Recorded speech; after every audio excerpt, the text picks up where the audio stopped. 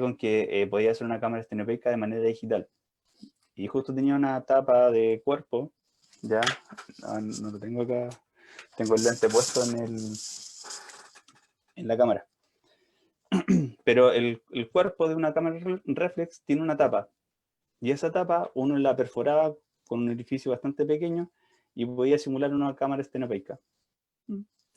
Lo intenté, no me resultó mucho, pero por ahí anda la tapa todavía, así que quizás puedo darle una chance nuevamente y poder redescubrir y experimentar nuevamente, porque para mí lo que es la fotografía en sí, la invitación que siempre le hago con quienes comparto mi experiencia, es que creen, que jueguen, que se diviertan con la fotografía. Para mí de eso se trata mucho. Obviamente es parte de mi trabajo, pero no por eso no lo voy a pasar bien, hay que entretenerse.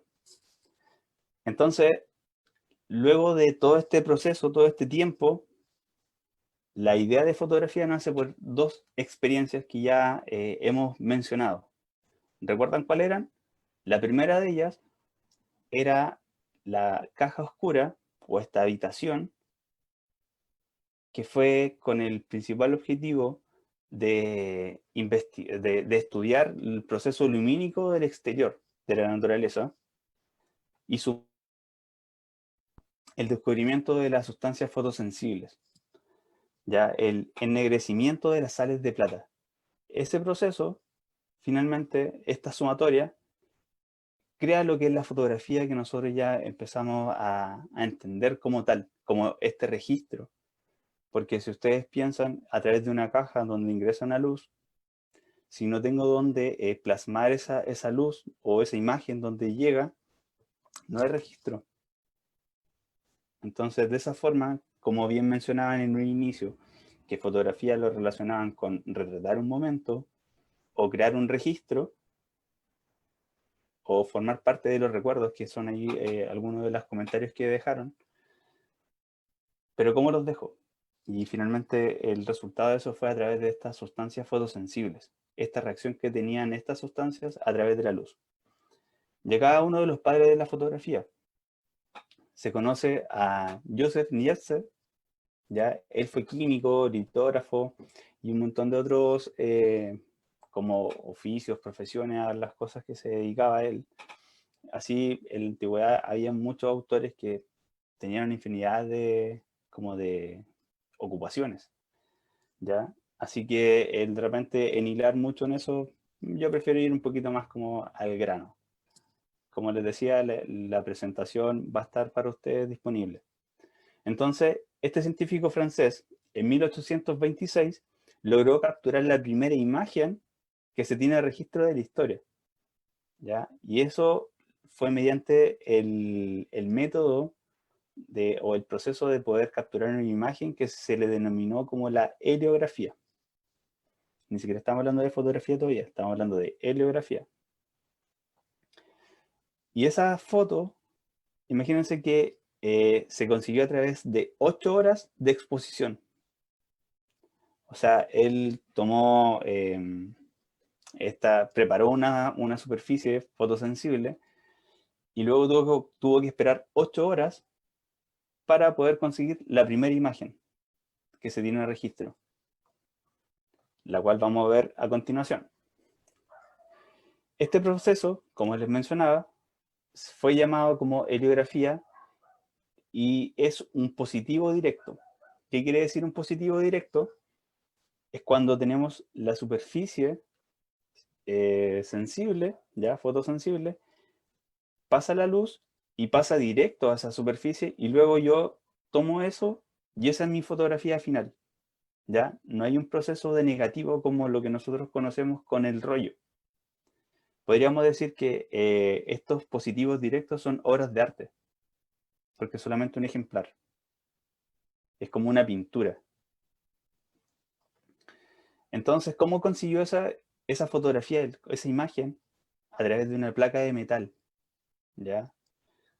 Y bueno, con aleación de zinc, estaño, plomo, cubiertos con betún de Judea y elementos súper rústicos y aceite de lavanda. Y logró capturar esta primera imagen, que se llama el punto de vista desde la ventana de Graz. Puede ser muy criticada, pueden decir, ahí yo veo manchas, no veo nada nítido. Sí, en realidad sí, no se ve algo, no se ve una nitidez como la que nosotros estamos acostumbrados hoy en día. Pero para ese tiempo, haber logrado capturar una imagen con ese tipo de elementos, de hecho, era un gran mérito. ¿Hayan visto esta fotografía alguna vez? ¿O qué les parece la fotografía? ¿La entienden? No. ¿No? Igual Es, es como abstracto, pero asumo que si lo ves desde la ventana, se ven como construcciones, claro, sí, cielo, un horizonte. claro, aquí puede estar como el horizonte, acá debe haber un muro, como una tipo, como pieza, o sea, como edificaciones. Aquí vemos un techo. Hecho, No quiero sí. decir claramente un techo porque también es un poco como interpretando la fotografía. Y acá tenemos como otro pilar. Ujú. Entonces, eh, claramente acá, ¿por qué se genera como esta poca nitidez? Es porque las sales de plata y todo esto, la reacción era como era muy reactiva con el tema del sol, la luz. Entonces tienen que pensar que esta fotografía estuvo 8 horas expuesta al sol para poder captar esa imagen. Entonces, por eso les comento que eh, era un gran mérito para la historia. Quizás ni siquiera es la imagen o más sorprendente, pero este fue el que marcó el precedente. Y de aquí ya comenzaron a surgir un montón de inventos y mejoras a través de esto. Luego surgió este nuevo personaje, Louis Daguerre. Y él trabajó en conjunto con, con Nietzsche, ya, con nuestro autor anterior, y ellos comenzaron a mejorar este proceso de fijación, porque lo que estamos viendo hasta ahora es cómo fijar la imagen, ¿ya?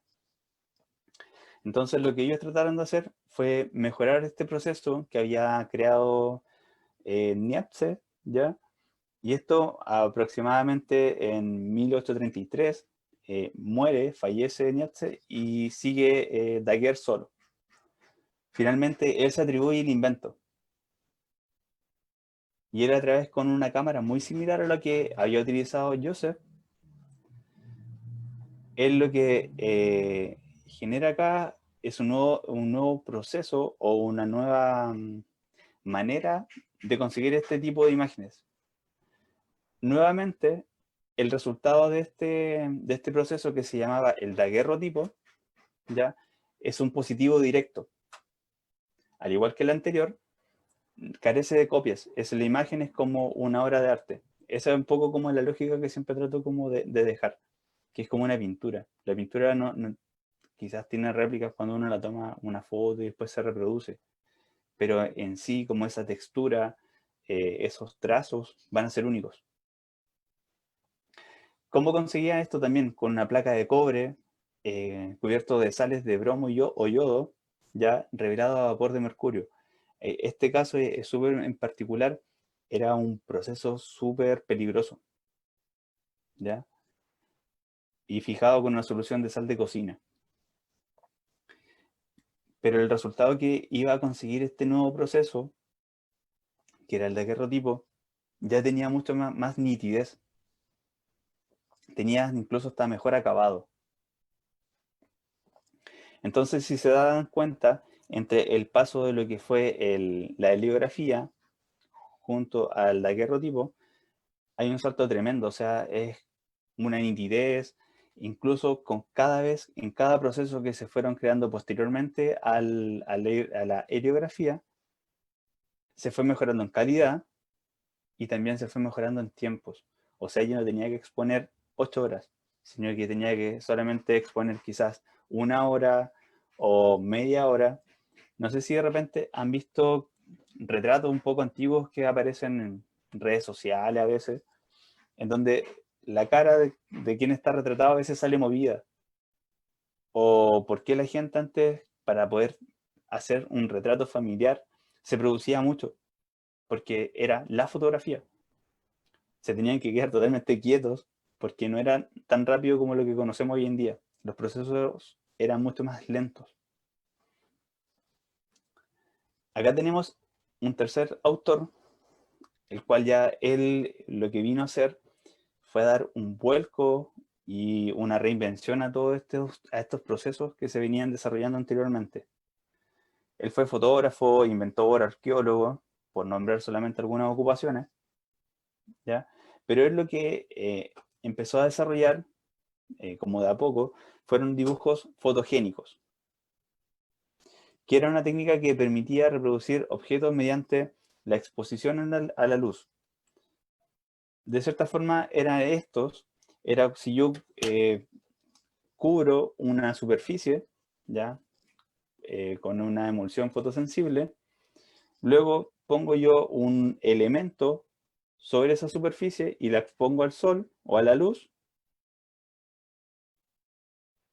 eh, lo que va a hacer es que esa luz va a quemar como toda la emulsión donde está expuesta, pero bajo ese elemento, ese objeto que yo puse, no va a pasar luz. Entonces va a quedar como una copia. Es un poco lo que está reflejado acá en estas imágenes. ¿Ya? Entendamos que acá en la hoja tenemos como esta ramita, o sea, como el interior, como un pequeño tronquito que es mucho más denso que las hojas en sí. Entonces, por eso, de cierta manera, lo que hizo fue generar este contraste, como esa textura. Al igual que en el otro ya todo tenía como la misma como densidad, de cierta manera. Entonces se genera como un corte mucho más fuerte, un mayor contraste. Entonces él partió con esto que eran los dibujos fotogénicos, pero el gran aporte que William Fox Talbot realizó fue la utilización del papel negativo. Y acá ya es de lo que nosotros realmente empezamos a conocer sobre cuando hablamos de fotografía. Cuando hablamos de los rollos de negativo, estamos hablando de que ese proceso nos permitió generar ilimitadas o ilimitados positivos, ¿ya? Copias a través de estos negativos. Acá podemos ver una fotografía en donde la del lado izquierdo es el negativo, que cuando nosotros a través de un proceso de revelado la, la transformamos en positivo. Entonces podíamos hacer muchas copias a través de ese registro, lo cual no pasaba anteriormente, porque recuerden que anteriormente lo que eran solamente copias positivas. A este proceso se le llamó el calotipo, ¿ya? El cual se conoce o se considera como el predecesor de lo que era la fotografía, o de lo que es la fotografía moderna. Y cuando hablamos ya de lo que son el rollo y el negativo, del cual hablamos anteriormente, y obviamente hoy estamos en la era digital, pero se siguen creando estas copias que se pueden hacer mucho más fácil. Esto se conseguía a través de cubrir un papel ya de con nitrato de plata, revelado en ácido gálico y fijado con sulfito de sodio y encerado para volverlo más rígido y transparente. Entonces, de esa manera ya podemos entender un poquito cómo es la transición que a través de un proceso, una caja que nos servía para poder estudiar la luz del exterior, finalmente cómo se fue mezclando y cómo se fue entrelazando con lo que es la química. Entonces, ¿a qué proceso de revelado corresponde a cada una de estas imágenes y quién fue su creador? ¿Recuerdan más o menos la primera imagen? Que hablamos de que eran las 8 horas de exposición. De ¿Sí? Sí, ¿Qué proceso era? ¿Te acuerdas?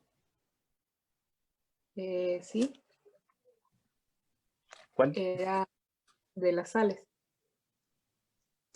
Ya, pero ¿te acuerdas que cada uno de estos tenía un nombre específico en particular? Hablamos del calotipo, hablamos, ¿sí?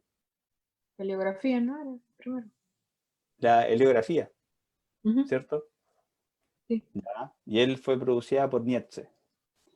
La segunda, ya que cuando fue Nietzsche trabajó con otro autor, que era Daguerre, Sí. el cual finalmente desarrolló lo que era el daguerrotipo. Daguerrotipo. Ya, y aquí tenemos una fotografía que tiene mucha más calidad de imagen, por decirlo de una forma, mayor nitidez. Calotipo. Así es. Y finalmente terminamos con lo que era el calotipo, que era la creación del negativo. Si se dan cuenta, hasta este momento lo que hemos hablado simplemente es cuál fue el origen, un poco la historia inicial, y luego cómo fue evolucionando el proceso de fijar la fotografía, de crear una imagen. Pero en ningún momento hemos hablado sobre la evolución de las cámaras o de este aparato, sino que hemos hablado solamente del proceso. Aquí hay una breve como reseña, ya como muy ilustrada, de muchas cámaras a través de la historia. Entonces, si se dan cuenta, acá tenemos cámaras que tienen diferentes formas, colores, materiales. Antes eran de madera, plata, bronce. Otras que tenían como un cuero, que son con fuelle, que son como las que están en este sector. eh, que tienen 2 lentes, 3, que tienen cuero también aquí, un poquito más moderna. Cámara instantánea, las Polaroid, que hoy en día también están también de moda. Y ya comenzamos a acercarnos más a las cámaras que nosotros ya conocemos. Entonces, como ya se dieron cuenta, tenemos un montón y mucha diversidad de cámaras fotográficas a lo largo de la historia. Pero hoy en día, ¿qué tipo de cámaras son las que existen? ¿Qué tipo de cámaras ustedes conocen que hay, que tenemos quizá en el mercado o que ustedes mismos tienen? ¿Qué tipo de cámaras tienen ustedes? Semiprofesional. Yo tengo una reflex. Mirrorless. Ya, Ven- reflex mirrorless, escuché por ahí. Ujú. ¿La Canon T6? Canon T6, ya. ¿Qué mirrorless tienen por ahí? Una Alpha 7 III. Ya. De la última ya. Súper bien. Una Lumix. Ya, ¿y qué Lumix es una reflex o mirrorless, una 4 tercios? No sé. Ya. Eh, La idea es que ahí vamos a ir comentando ya para que ustedes vayan entendiendo. Como ahí está mencionaron reflex, mirrorless, así que ya estamos hablando de gamas más altas. Vamos a partir de menos a más. Ya acá me mencionan que tienen una Canon PowerShot. Ahí igual hay una, Daniela tiene una Nikon D5200, ya una cámara reflex. Entonces, vamos a partir primeramente con las cámaras compactas. ¿Cuáles son las cámaras compactas? Son estas cámaras pequeñas, ya que tienen un sensor bastante reducido en respecto a las sucesoras, ya que finalmente es como una de las desventajas que tiene. Son muy cómodas para poder viajar con ellas porque alcanzan en el bolsillo fácilmente. Bueno, al ser compactas, incluye de todo, pero a veces totalmente automatizado, entonces carece un poco como esa creatividad o eso que nosotros de repente quisiéramos lograr y que la cámara piensa de manera por sí sola, de manera autónoma. Entonces, en algunos momentos eso puede ser un poco molesto para quien quiere experimentar y quizás dar un poquito un paso más allá y dar un poco de rienda suelta a esa creatividad que tienen dentro. El uso que se le da a este tipo de cámaras es más aficionado.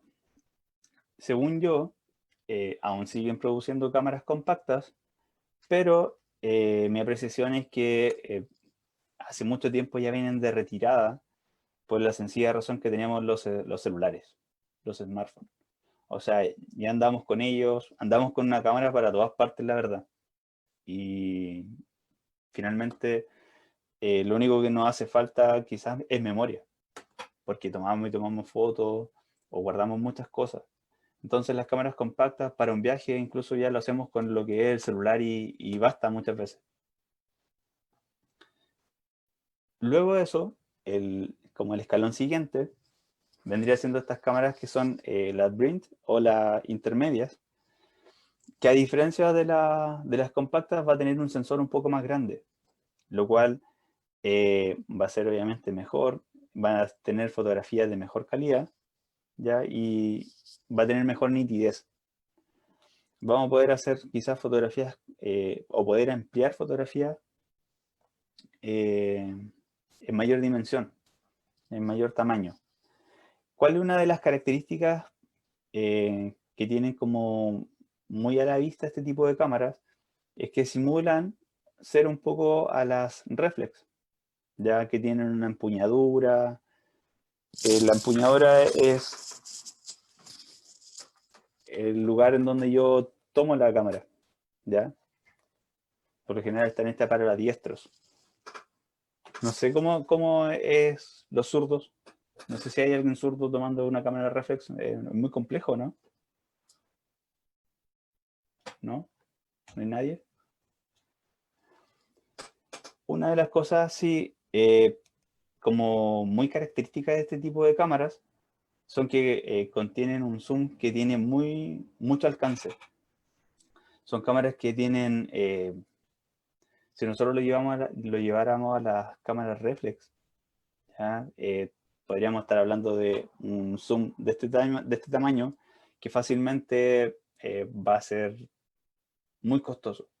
Y cuando hablo costoso es hablando quizás sobre 800, sobre 1.000.000 de pesos, solamente el lente. Ni siquiera estamos hablando del cuerpo.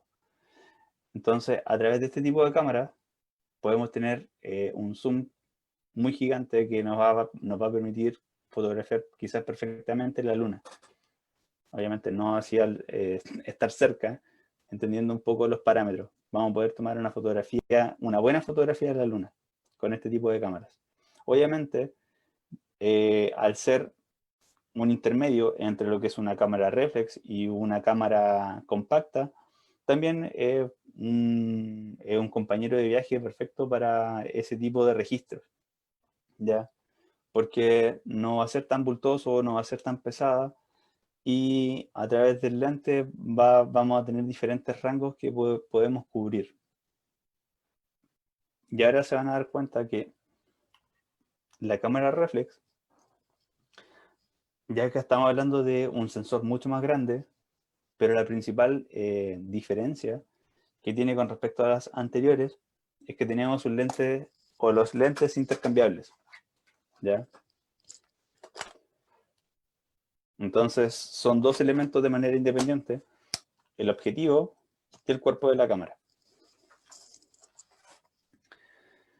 Entonces, de esa forma, lo que nosotros podemos ir haciendo en base a nuestros requerimientos, a nuestro tipo de fotografía que quizás queramos realizar, vamos a poder configurar nuestra cámara. Si nos gusta, por ejemplo, solamente paisaje, a lo mejor vamos a tener un gran angular que va a ser quizás para capturar las estrellas.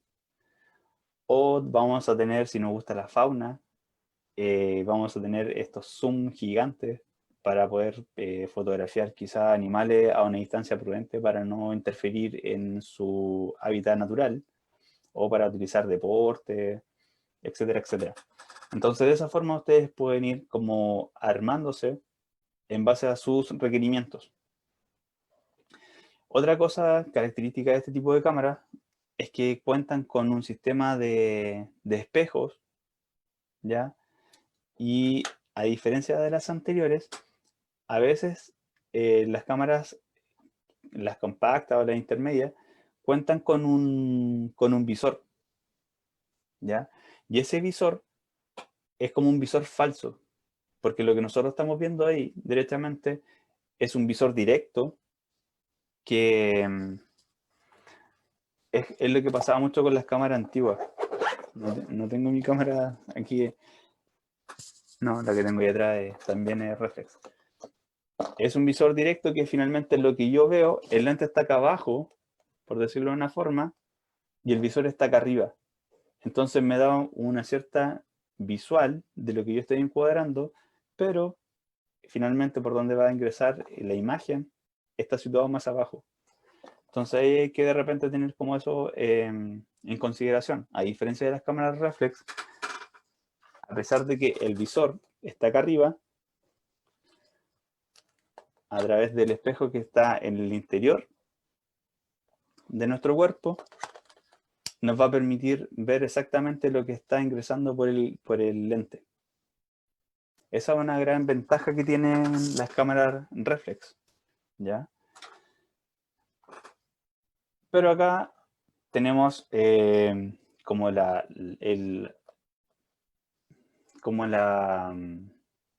cámaras que vienen como el paso siguiente, ya como la evolución de las cámaras reflex, son las cámaras mirrorless.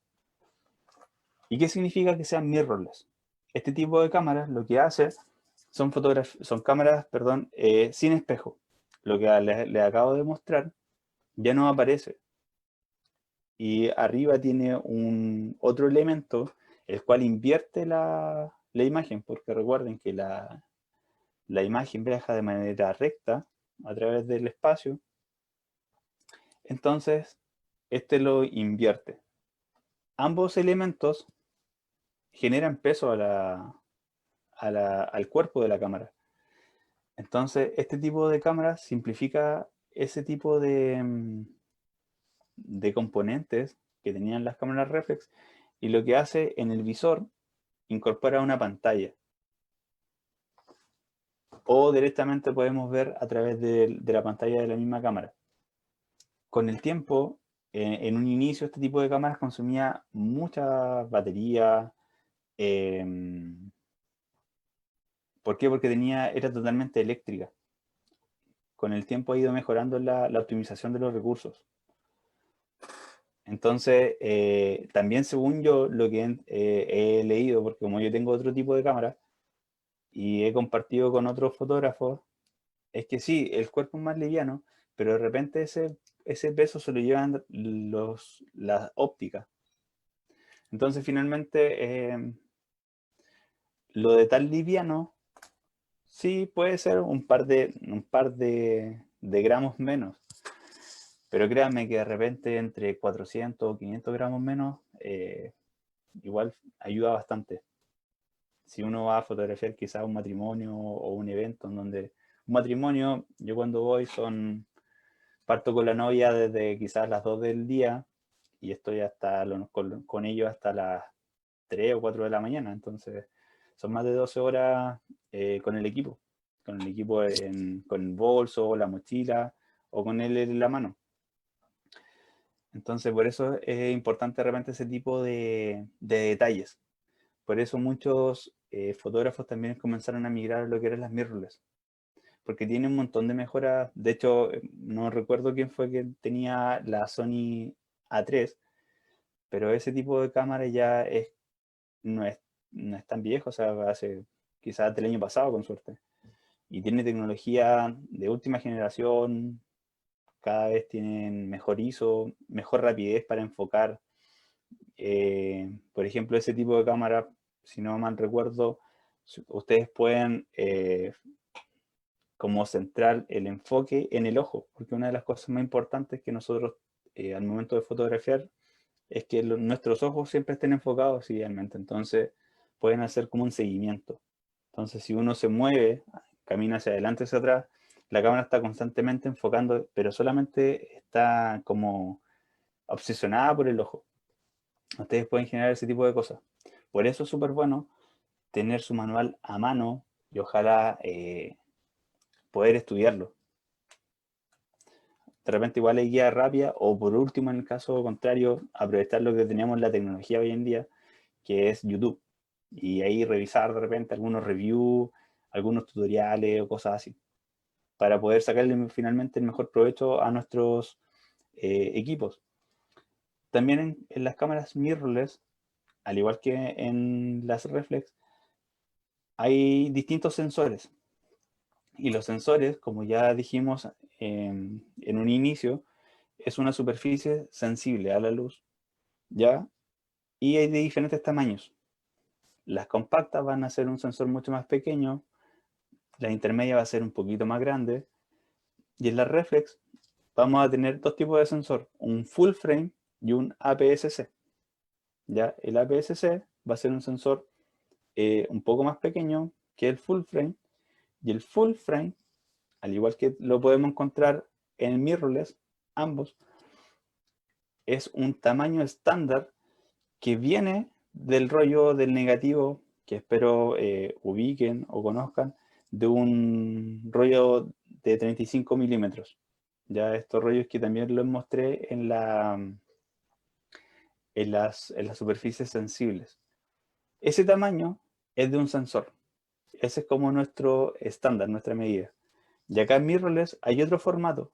Está el APS-C, el full frame, y además se le agrega un tercero que es el 4 tercios. Y ese va a ser un poquito más chiquitito que los que les mencioné anteriormente. El tema de los sensores no los quiero como marear ahora en este momento porque yo siento que la fotografía en sí obviamente es mucho más práctica. Pero en la primera clase a mí me gusta mucho partir con lo que es la fotografía en sí, un poco más como entender los inicios, de dónde partió todo esto.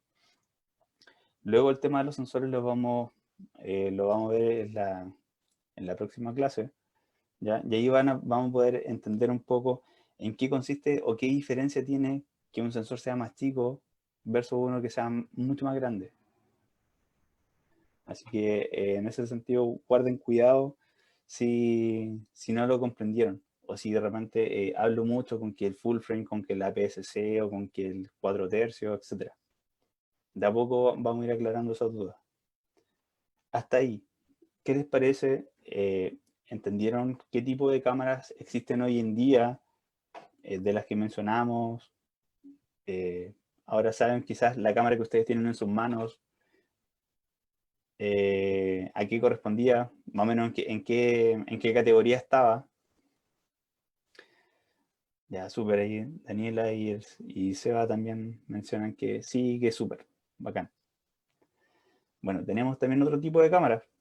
Podemos tener las cámaras de acción, los drones, ¿ya? Cámara instantánea, las cámaras sumergibles o la cámara 360.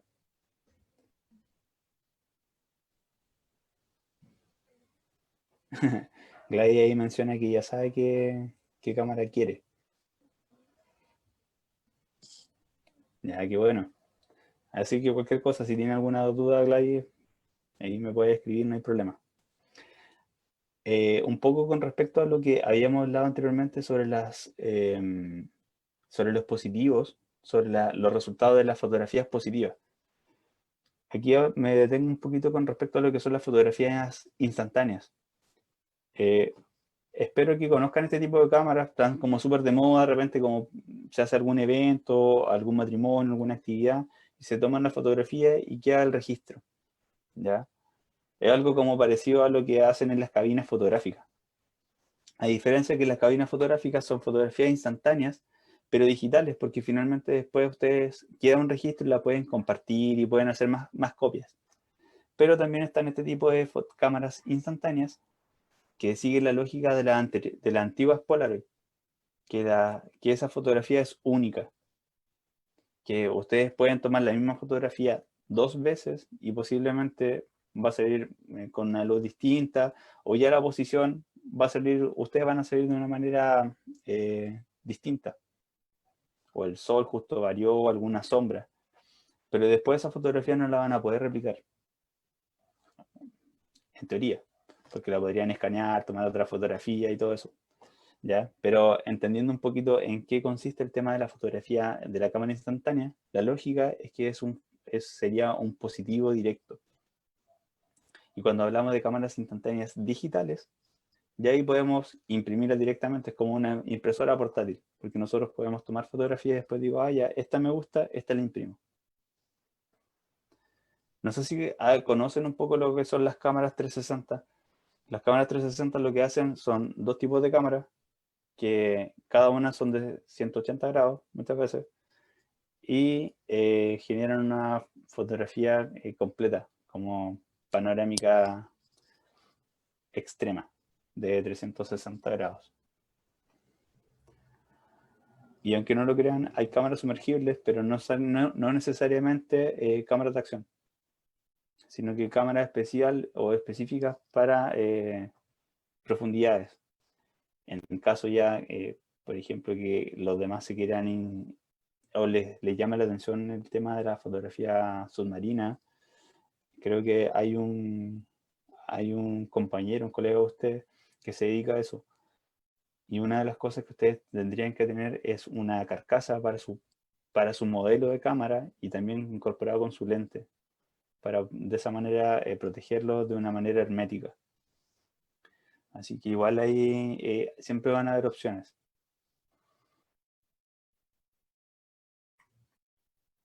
Una pregunta, como para ir entendiendo o qué es lo que piensan ustedes.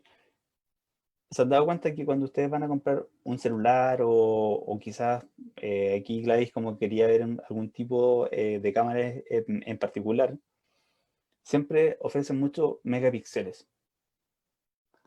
Y la pregunta es, ¿más megapíxeles nos darán fotos de mayor calidad? ¿Qué creen ustedes?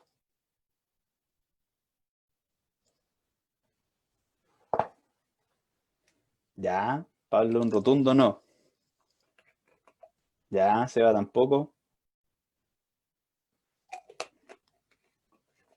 ¿Por qué depende?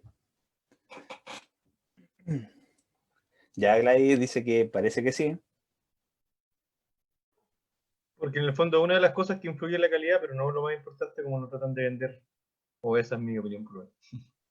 Sí, Yo digo que sí aporta más nitidez a las imágenes. ya.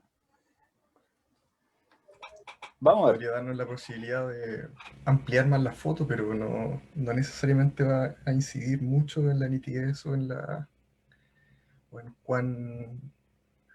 otros parámetros de la fotografía. Ahí han dado en el clavo mucho más acertado en ese sentido, que el megapíxel lo que hace referencia es a la resolución de la cámara, ¿ya? Y la resolución de la cámara, lo cual es, o a lo que afecta de cierta manera, es al tamaño de la imagen, no a la calidad. Entonces, ¿qué nos daría una mayor calidad de imagen? Creo que, no me acuerdo quién lo mencionó, sería un sensor mucho más grande, porque va a ser una superficie mayor recibiendo luz, captando luz y captando más detalles. A diferencia de que, claro, el celular de repente va a captar y que capta en la noche, que tiene 3 cámaras y todo. Sí, perfecto. Pero de repente si esa fotografía la vamos a emplear a un tamaño que nosotros definamos, por ejemplo, tomamos una fotografía que nos encantó y queremos decorarla en el muro. Quizás en el celular se ve súper bien, en redes sociales se ve increíble, pero al momento quizás de imprimirla, algo pasa. Entonces, mientras más megapíxeles, no significa que debe ser de mejor calidad y que tampoco, ojo, que la cámara más cara va a tomar mejores, o va a tomar fotos más bonitas. Ese de verdad que es un mito que hay que entender. Incluso ustedes pueden tomar fotos increíbles con el celular. Simplemente siempre va a depender un poco del ojo que ustedes tengan, de la intención que ustedes quieran transmitir a través de la fotografía. Y algo ahí, no me acuerdo, no me aparece su nombre, pero mencionó sobre el tema de la nitidez. Entonces, cuando tenemos una fotografía con una cantidad en particular de megapíxeles y nosotros las ampliamos, viene a entrar este concepto del pixelado, ¿ya? Y a perder nitidez, porque estamos forzando los píxeles. Y se empieza a ver esto como borroso, medio desenfocado un poco. Entonces, por eso siempre es una de las recomendaciones que yo hago al momento de realizar una fotografía, o que sugiero, es que si ustedes le van a tomar la fotografía a un retrato, o a alguien, quizá a un objeto, es acercarse, ¿ya? Y de esa forma poder captar como todos los píxeles o la mayor cantidad como de elementos dentro de la fotografía final. Ustedes quizás la pudieron haber realizado más lejos y haber situado ese objeto dentro del cuadro. Pero si yo después digo, ¿sabes qué? Voy a hacer solamente un reencuadre y me voy a acercar a la imagen. Sí, también es válido, pero lo que están haciendo ahí ustedes es perdiendo muchos píxeles y van perdiendo calidad de la imagen. Entonces, por eso es importante y siempre la sugerencia es que acercarse muchas veces al sujeto o al objeto. Acá el doctor Juan Pedro, depende del procesador de imagen. Claro, en el tema de la calidad de imagen va a depender muchas veces del tipo de procesador también. Por ejemplo, de una cámara antigua o de hace unos 5 años atrás va a tener un procesador mucho más lento que una de hoy en día, de última generación. Entonces es como un poco como todo, la obsolescencia programada, por llamarlo de una forma. Todos estos circuitos tienen siempre van avanzando, siempre van mejorando. Así que súper bien. Aquí tienen como un poco como una lógica con respecto a los megapíxeles, con respecto a la cantidad al tamaño de impresión que ustedes podrían optar. Por ejemplo, con 2 megapíxeles podrían estar perfectamente imprimiendo una fotografía de 10×15, ya que es como la más estándar en las casas de revelado. Ya cuando tienen, por ejemplo, de 20 megapíxeles, que ahí es donde está un poco el truco. Mi cámara, esta, creo que tiene 20 megapíxeles, o por ahí, anda cerca de una Canon 6D. Posiblemente alguno tenga algún celular que tenga incluso 20 o más megapíxeles, ¿ya? La diferencia es que el sensor del celular es muy pequeño con respecto a este. Entonces la capacidad que yo tengo para poder ampliar esta fotografía versus la del celular es mucho mayor. Yo tengo la posibilidad de ampliar la fotografía. Yo he hecho fotografías para gigantografía de 12 por 10 metros. Entonces, entendamos también que ese tipo de impresión que se hace en la calle es como si uno la mira de cerca, está todo pixelado. Entonces, el efecto de al verlo de lejos es cuando nosotros tenemos la calidad. Como que nosotros tendemos a unir todos estos puntos, todos estos píxeles de colores y me crean la forma. Entonces, por eso no se recomienda tener esa impresión quizás que ustedes quieran y les fascina en su muro de su pieza, porque el muro de su pieza lo van a tener que ver de manera más cerca. Entonces, la calidad de la impresión y el detalle de la imagen tiene que ser óptima. Así que eso, ya estamos como justo en la hora, son las 8:15. Sé que hoy día, como la clase de hoy, como les comentaba, es un poquito más de contenido, más de historia. Me gustaría escucharlo, todavía podemos conversar si es que les pareció algo. Ya veo que varios tienen cámaras que tienen una cierta gama, entonces igual me gustaría escuchar un poco quizás a qué se dedican, qué es lo que esperan, para poder ver si puedo también apuntar un poco a cómo cubrir esa necesidad, porque este taller es un taller básico, como de iniciación. Entonces, por eso partimos desde la base, desde los inicios.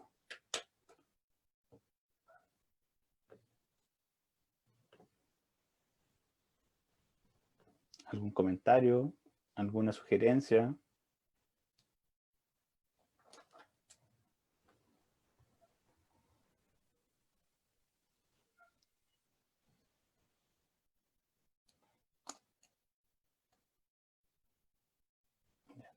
Muchas gracias, Seba.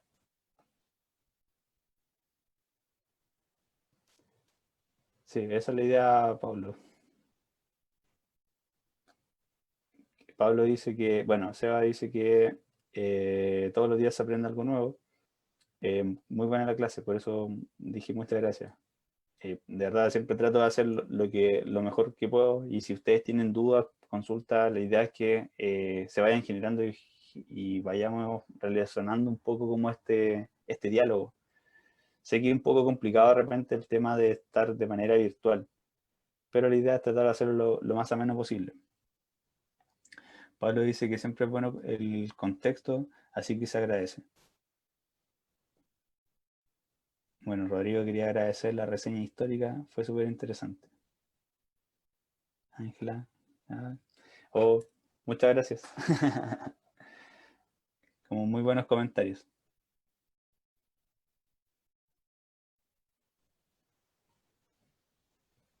Aquí hay una pregunta que menciona el doctor Juan Alejandro. ¿Por qué es tan distinta una imagen tomada de lejos con zoom en comparación a la misma imagen tomada cerca? ¿Qué hace la diferencia en su calidad?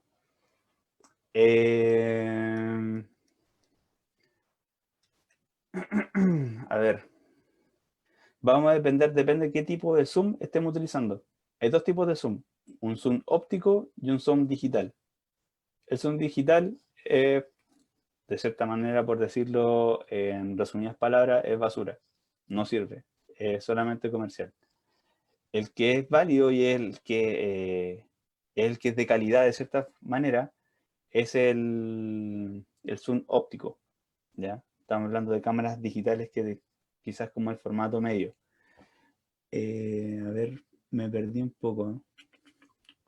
Denme un segundo. Muchas gracias. Siempre es importante analizar el contexto histórico. O no ocupo trípode. A ver, Seba, ahí como que me perdí. No sé si le estabas respondiendo tú o... Sí, le estaba respondiendo que a lo mejor en la foto con zoom no ocupó trípode y le tirito la mano versus la Ah, que... Eso. claro. Eso es un punto muy importante que menciona Seba. Gracias. Juan, con respecto a las fotografías de lejos, cuando tú te acercas, cuando tú estás de lejos, las vibraciones de tu mano van a ser mucho más notorias, se van a hacer como mucho más sensibles, como créanme que cuando uno hace fotografías macro, esos pequeños milímetros es como si fuesen metros en la vida real, marcan mucha diferencia, demasiada. Entonces cuando estamos hablando de lejos, una pequeña vibración, de hecho, cuando uno hace mucho zoom, como que se pierde fácilmente del objeto, es como que le está tomando un pajarito y hace todo el zoom completo y como que ya no, las distancias se reducen bastante. En temas de calidad de imagen, si la fotografía se tomó con trípode y todas las, como todas las medidas, no debiera perder calidad. En teoría no debiera.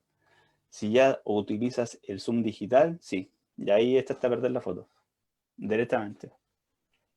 Pero si es solamente con el zoom digital, o sea, con el zoom óptico, debieras tener una fotografía bien.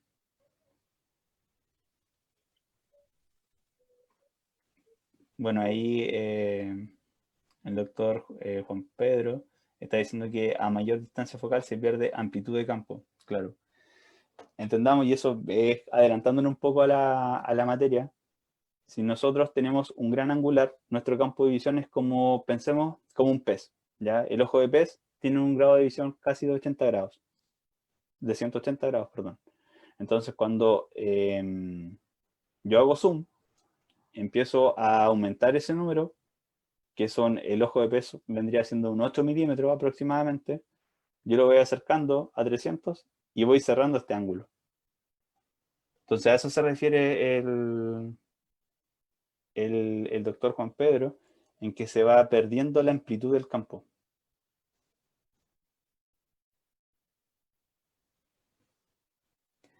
¿Qué opino yo sobre la fotografía de una cámara GoPro? Para captar paisajes, por ejemplo, es ideal. O sea, bueno, la cámara GoPro también te permite fotografiar en formatos crudos, ya no en JPG. Aparte tiene un gran angular, entonces lo único que yo estaría de menos en el tema de GoPro para paisaje andaría súper bien. Quizás para retratos es un poco más complicado porque siempre se van a tender a deformar el cuerpo o la cara. Porque estamos hablando ya de una, ¿cómo es que se llama? Estamos hablando de un lente gran angular. Miren, vean mi cámara. Un lente gran angular vendría siendo esto. Ah, ¿Se dan cuenta que ahora el rango de visión de ustedes aumentó? sí. Aquí está mi botella, que en el ángulo normal no estaba.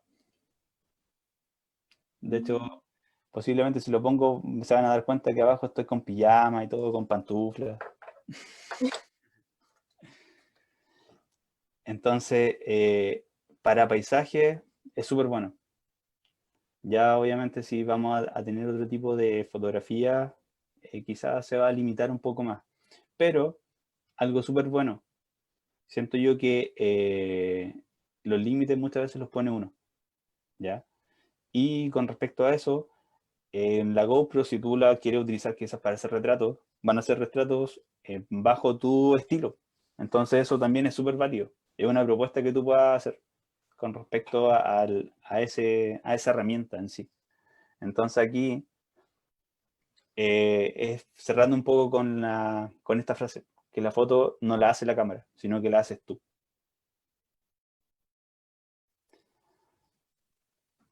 Así que eso sería la clase de hoy. Agradecido por sus comentarios, por la participación, por los comentarios que fueron bastante asertivos, y por lo que me doy cuenta, obviamente ya hay personas que dominan el tema. Hola, hola, profe. Gracias a usted, profesor. Bueno, ¿no tiene audio Juan Pedro? Profe, Ahora sí. hoy llegué atrasado a la clase porque estaba en una reunión del colegio, pero la idea es agradecerle a Eduardo el esfuerzo que está haciendo por mantener el taller y contarles que a los que no han participado en otros talleres de fotografía con Eduardo, Eduardo es un gran profesor de fotografía, eh, sabe muchísimo, así que exprímanlo porque realmente van a poder adquirir una cantidad de conocimientos increíble y es un muy buen compañero en salida de campo. Lo ideal sería poder de aquí unos Unos meses meses más, más. semanas más, volver a reiniciar salidas con el taller, porque es donde podemos Poner en concretar todos práctica. nuestros, claro, poner en práctica todos los conocimientos y afianzar un poco más este grupo. Yo creo que lo que hicimos el año pasado lo pudimos compartir con los colegiados en el Día del Médico. Quizás vamos a poder plantear ahora este año hacer algún tipo de exposición con el trabajo de ustedes, pero en serio, en Eduardo tienen una persona que les va a poder guiar en este mundo de la fotografía, así que muchísimas gracias Eduardo por estar de nuevo con nosotros. Bueno, no, gracias a ustedes también por la invitación, y bueno, tampoco lo sé todo, así que ahí yo sé que Pablo estuvo activo, Raúl creo que era el otro nombre por ahí, así que obviamente entre todos nos podemos complementar, y como ustedes dicen, yo puedo aprender perfectamente de ustedes, así que yo aprendí mucho del doctor Juan Pedro, así que él sabe mucho harto de lo que es teoría de la vieja escuela, así que también agradecido. Bueno, Así que eso sería por hoy. Muchas gracias a todos. De verdad yo feliz y muy feliz. De verdad estaba algo nervioso con el nuevo formato, con el nuevo sistema, pero creo que anduvimos bien, bastante bien. Muchas gracias por su tiempo. No, a ustedes. Chao, Chao, chao. Eduardo, muchas gracias. Chao. Muchas Luego. gracias. Que esté súper bien. Chao, Igual. nos vemos. Estuvo bueno, así que. Vale, gracias. Y Eduardo, aprovechando, Chao, la chao. otra instancia las van a ir publicando o están programadas. Próximas La- clases, próximas reuniones. Las próximas clases nos vamos a reunir todos los miércoles a este mismo horario. 7 a 7:10 partiendo ya para que se incorporen todos y finalizando a las 8:20 aproximadamente. Ya, bien. ¿Ya? Gracias. Bueno, a ti. Chao. Muchas gracias. chao, muchas A gracias. ti, Alejandra, que estés bien. Chao, Doc. Nos vemos, cuídense. Igual, que estén súper bien. Chao, chao. Chao.